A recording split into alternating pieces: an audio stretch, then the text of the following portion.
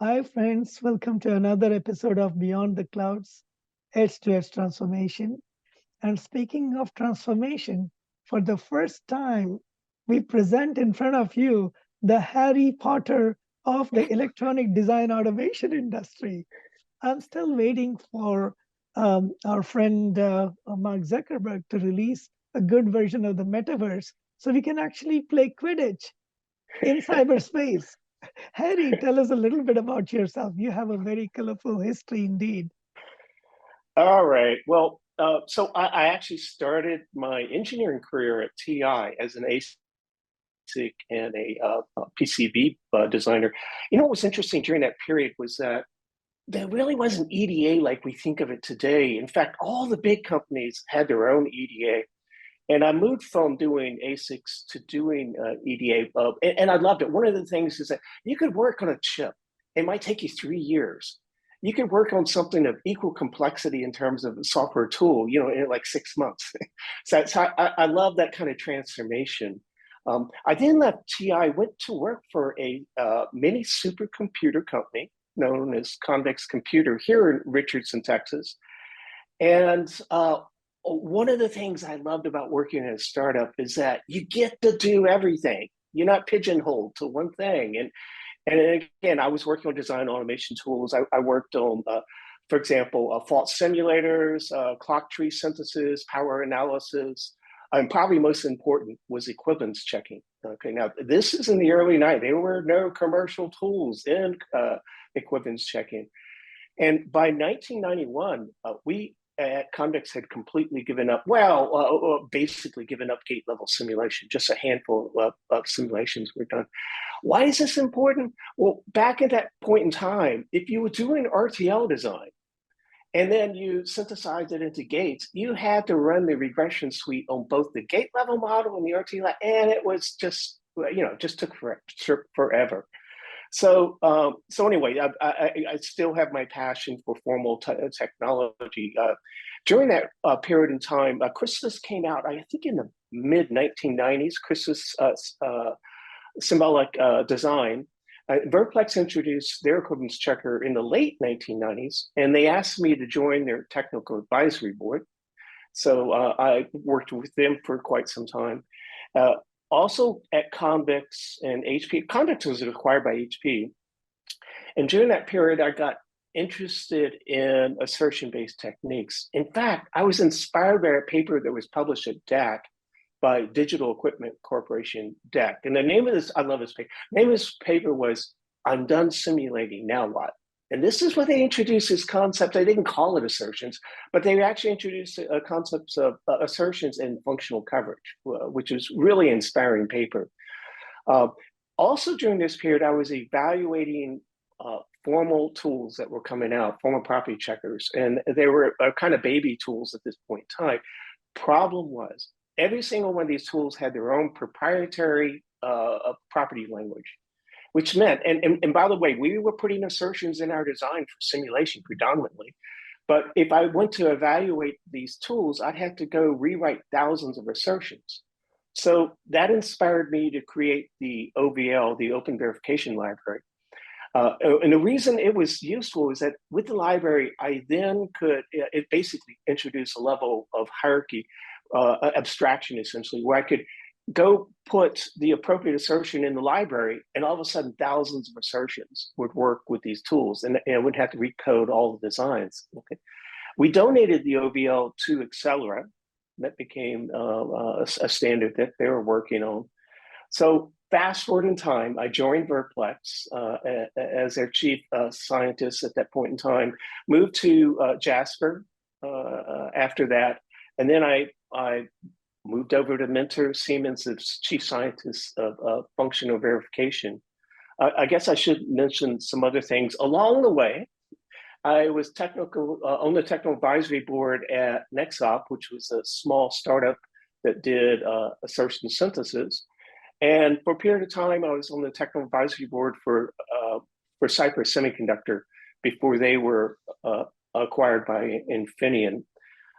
See what else has happened since that point in time. Well, I chaired the IEEE 1850 working group, which led to PSL. I was the inventor of the OVL, and I was one of the architects of system parallel assertions. So you can blame the entire mess on me, right? The fact that there's so many different standards and so on. Now, at Siemens, I found my passion, which is studying industry trends. And for the past 15 years, I've been doing these in-depth studies on functional verification called the Wilson Research Group Functional Verification Study. I publish those every 2 years. So that's something I really enjoy. The reason is, I conduct the studies, do the analysis, and then I go out to various industry thought leaders, present the data, and get their feedback and get their understanding of what they think is going on with some of these interesting trends. I have a passion for education. I founded the Verification Academy about 2008. I was trying to fill a hole. EDA companies will go out there and have these high-level value propositions about these solutions, and then they'll provide low-level training about switches on the tools. What was missing was that middle piece in terms of process and methodology, and that's what I wanted to focus on in the Verification Academy. And then I give lectures at North Carolina State and University of Texas, Austin. These are master level courses on functional verification. And nowadays, I'm always telling these students, if you know how to spell UVM, you've got a job when you graduate. So, and I guess finally, I've been involved with Design Automation Conference. Here, I'm heavily advertising it. Executive committee for the past 7 years. I was general chair in the worst possible times in the middle of COVID. Harry, it is amazing that besides having been in the industry most of your time, you've done so much for STEM education, for conferences, for standards, and at various levels from IP to SOC to software. How do you manage? I mean, I can't even manage to do one thing at a time. How did you manage to do all these things and really put your effort into each one of them to have the same level of depth into all of these things? I think it's going after my passion. Like I said, right now my passion happens to be studying the industry and trends. I'm not doing a lot of assertion-based verification or equivalence checking or any of that any longer. But I do think that I still can provide value to the industry with this data. No one else is actually looking at it, and particularly the analysis of how to interpret this data. So I guess, to answer your question, it's just whatever your passion is at the moment. And I've had the opportunity to pursue my passion. And speaking of passion, Harry, I just found out that you have a lot of interest in the arts, and you have been able to integrate how to educate along with the artistic side of human life. Can you get into that a little bit? How would you bring Yeah. art and verification together? Well, I should maybe step way back and say originally I was a music composition major. You had another guest recently who basically studied music. I forgot who Yes, that was, but Dr. Richard Dasher, who yes, now yes. leads the US Asia Center and is focused on innovation and entrepreneurship at Stanford University. Started off as a musician. Yes. Yeah. So one of the problems we have is that a lot of people are one-dimensional, And if you think back in time, the Renaissance period, what's called the Renaissance person, they were artists, musicians, literature, science. They were multidimensional. And so it frustrates me a lot of times when people are simply one dimensional. I was invited to give a lecture at North Carolina State a couple of years ago. And I was basically giving a lecture on assertion techniques and temporal logic. And I was introducing some of these complex ideas. Every single one of my slides had a picture from MC Escher. Now, Escher was a Dutch graphics artist who his art basically introduced mathematical concepts such as infinity, symmetry, and so on. So I was able to introduce these complex ideas using these beautiful paintings. I guarantee you, when my lecture was over, they probably remembered that over me putting up a bunch of equations on the board. They probably remember the concepts better. My word of advice to them when I left was, you can learn a lot from other disciplines such as art and music and so on. I certainly have, and introduced those in what I do in terms of engineering. And let's not forget, you can learn a lot from Quidditch as well, right? Yeah, exactly. So, Harry, as you correctly pointed out, there are tons of jobs in this because verification is a never-ending process. But now we're getting into much more complex systems, not just the chip anymore, not just the SoC, but it could be an entire Google search, or it could be an entire Tesla. And yesterday I was talking to David Fritz, who said you can't just stop at the car. You have to go and have the smart city simulated. What's the role of verification, and particularly formal techniques, as we get into this bigger and broader and much more complex systems? I want to build on what you said, and then I'll answer your question. I think another thing that's driving complexity is like you point out from a system perspective, but it's this explosion of requirements. For example, we're taking a system that it was multiple components, putting it down in a single chip, and now you no longer have to focus purely on functional. You have clocking, power, security, safety. You have performance and software, and so again, you can't be single. You can't be. You have to be multidimensional to understand this. You have to understand how software works in the context of hardware. And then you have to understand, this safety concern from a global perspective, and it's in a city like Tom was pointing out. So the challenge is just this explosion. I do think that where the formal is going to help us is actually at a very high level here.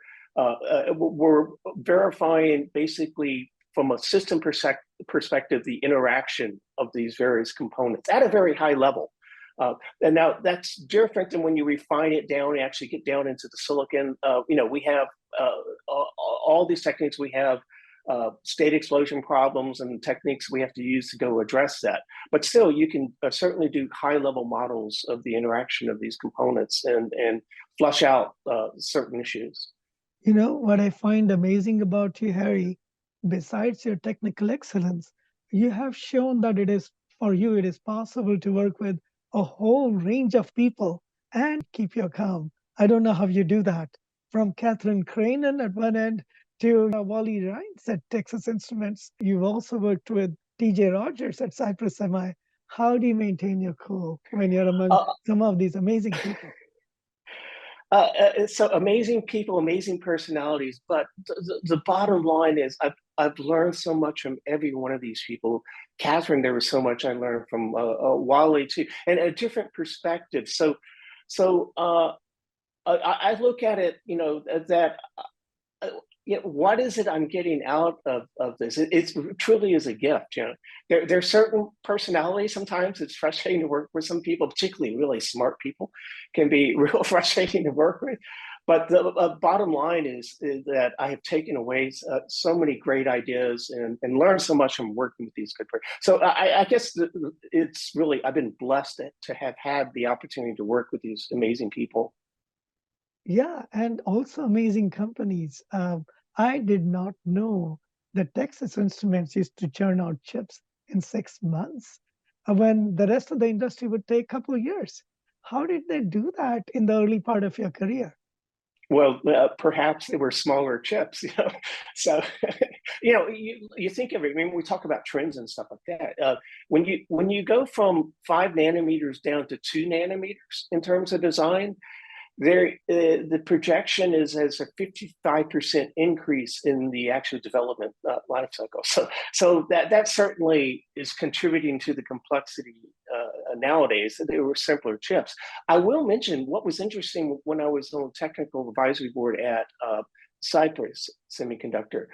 They developed this technology that they were using years ago, basically called hang on bus, tape out, HOPTOS. It was the acronym. And it was kind of an IP-driven economy or methodology that they could assemble pretty rapidly, like within 3 months, a chip and tape it out. Part of the reason is their type class of designs were pretty well constrained, and so sure you're changing some functionality and stuff, but basically you're using a lot of common components. But that shows you the importance of methodologies and help us overcome a lot of these challenges. And methodologies will always be important going forward. And I remember convex computers was one of the first fault-tolerant computers, if I remember correctly. And they were acquired by Hewlett-Packard. Again, a big fan of high quality and high, very, very cutting edge. Can you tell us a little bit about convex and the lessons you learned from those days into the robustness that we need in many of these systems today? So what was unique about convex to me when I went there, and again, this is like 1989. This is decades ago, but they was very unique. It may be not so unique nowadays to some companies, but every single state element was chained. So the entire system, you could stop it, scan out, and examine the actual state of the entire system. In fact, the way the system was initialized is that you would scan in, the entire system. And that allowed you to scan into different states, start at different states in terms of, so it actually simplified the whole debug aspect of it. So some of the value that I learned there was, again, I was working on pattern generators and stuff for these type systems, and then extractions and tools, and then HEVG type tools and fault simulators and stuff was,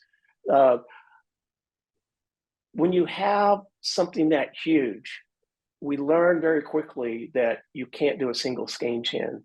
And even the chips were relatively large here. So we were one of the first companies to ever introduce the idea, let's break the scan chain into multiple scan chains. So when you get to the chip, it's not on the tester so long. You let's say you have 4 scans going in instead of a long scan.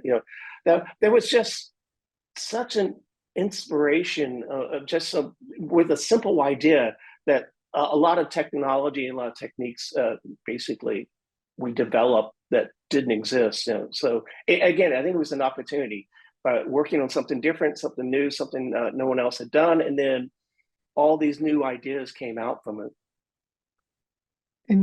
In fact, if I may say so, the idea of scans and breaking them down was later extended into 1149.1 boundary scan JTAG to connect it with multiple chips, multi-chip modules, which is very similar to today's UCIe and chiplets, and how would you test them, and to entire systems. It is amazing what you guys innovated way back in the 80s.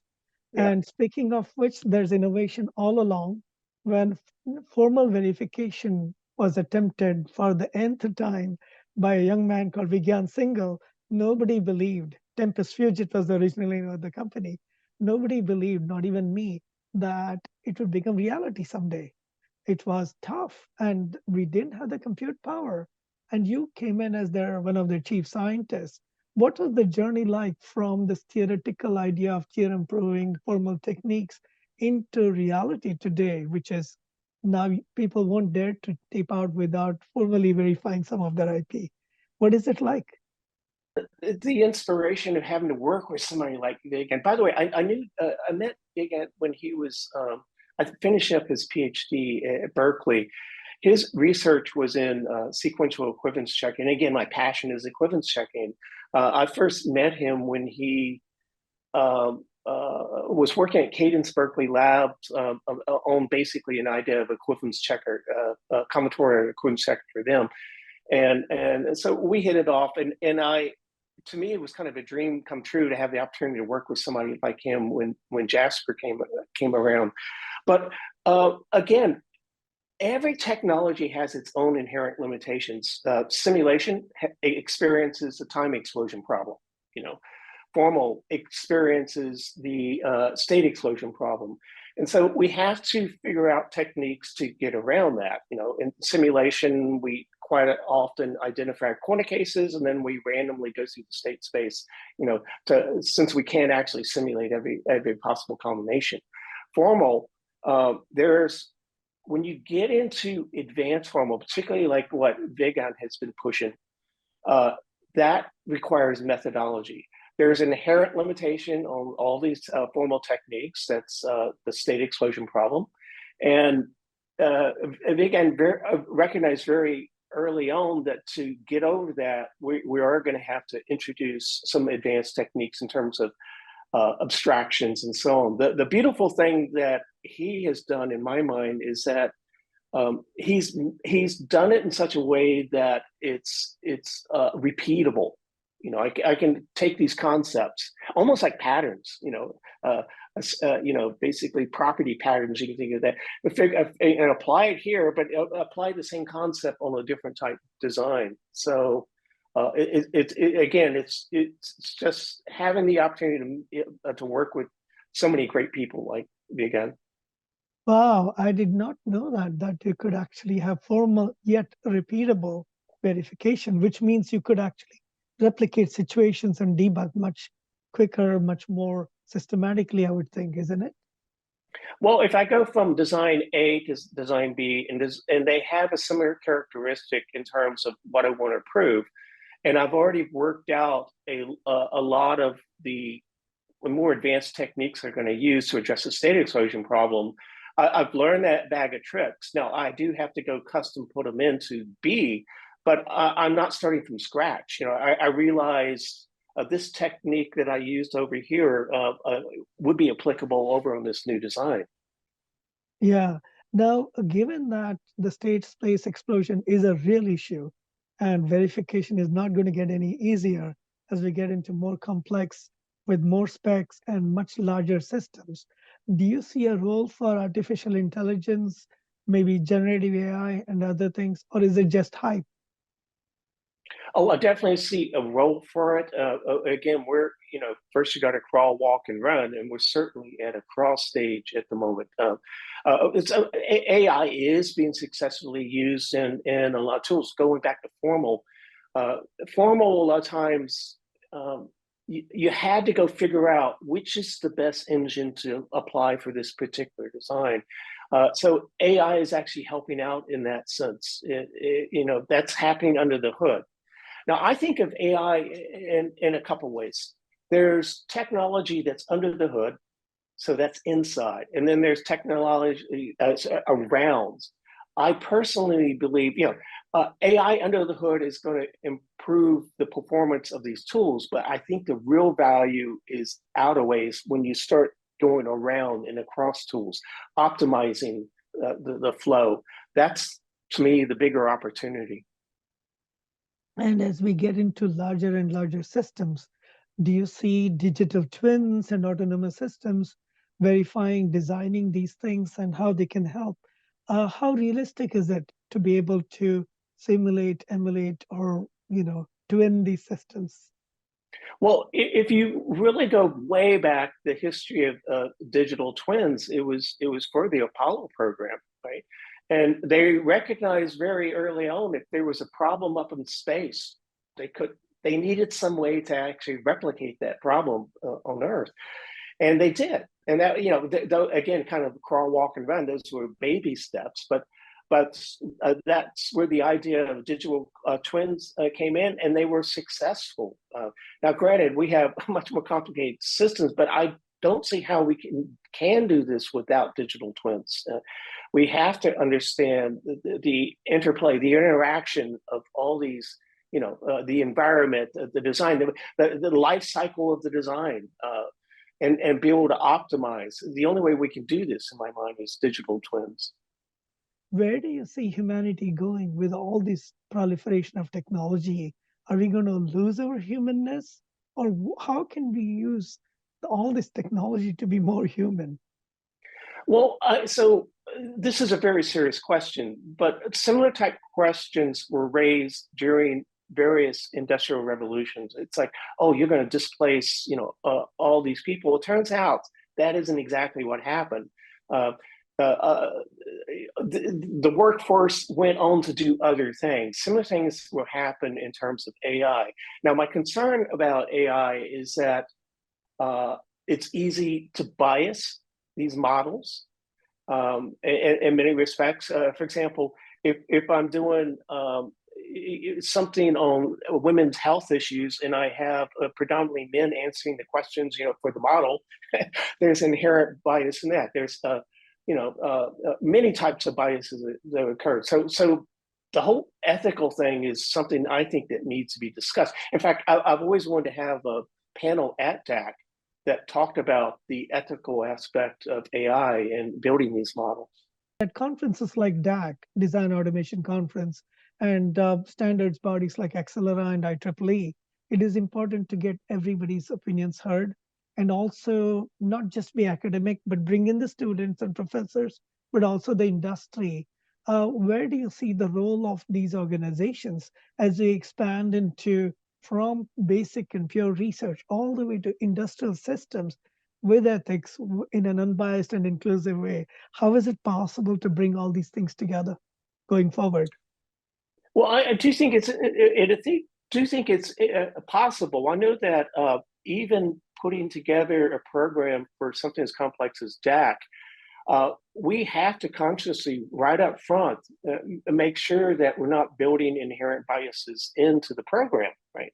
And invited speakers and invited talks, panels that we put together. We want diversity. We want diversity and multiple opinions. So there is a conscious effort that has to go in to this, and I feel that's true even beyond conferences. It's something that must be considered during the development. It is amazing the kind of things that are happening today. And to everybody listening out there, I would encourage you to come forward, not only talk about the advances in technology, but their implications to human life, to the life of others, including animals and plants, and how we can make the world a better place. Harry, it's always fun to talk to you. And I like the way you take it as good spirit when we all call you the Harry Potter of EDA. Thank you, Shankar.